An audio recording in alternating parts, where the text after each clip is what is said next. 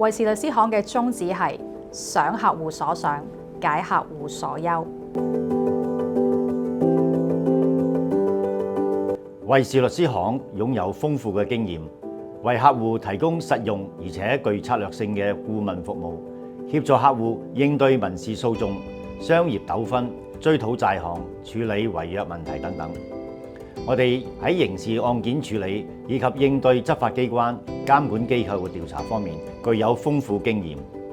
我哋嘅律師團隊可以熟練而有力咁嘅辯護，往往喺處理監管調查同埋執行程序嘅時候，可以有效咁樣幫助客戶解決佢哋最為棘手嘅法律問題。因為我哋有累積多年嘅訴訟經驗，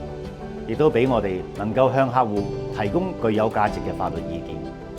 能夠幫客戶更加理解點樣去規避風險或者避免潛在嘅爭議。同時，我哋就合規政策向企業提供建議，協助實施公司交易裏面嘅盡職調查，並且幫客戶能夠更有效咁樣管理同埋降低風險。我哋維士律師行成立至今已經有11年，我哋一直秉承想客戶所想嘅宗旨，善用團隊累積多年嘅法律知識同埋豐富實踐經驗，為客戶提供多元化而且優質嘅法律服務，應對各式各樣嘅業務需要。為咗配合我哋一啲企業客戶喺海外發展嘅需要，我哋連接咗包括中國內地、美國、英國、德國、新加坡、杜拜等地嘅律師未來我哋會進一步鞏固我哋嘅聯繫，同國外以及係內地律師嘅合作，為客戶提供更加精準嘅法律服務。未來我哋會開拓我哋嘅業務範疇，包括為香港公司到外國上市嘅時候提供對香港業務嘅法律意見。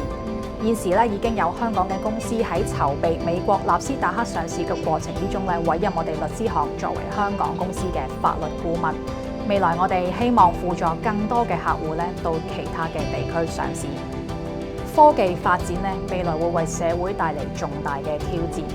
法律界作為傳統嘅行業，我哋認為科技發展正正係提高我哋喺行業競爭力嘅重要時機。為咗把握機遇我哋正積極試行運用法律科技工具嚟提升效率，務求更快、更精準為客戶提供法律服務。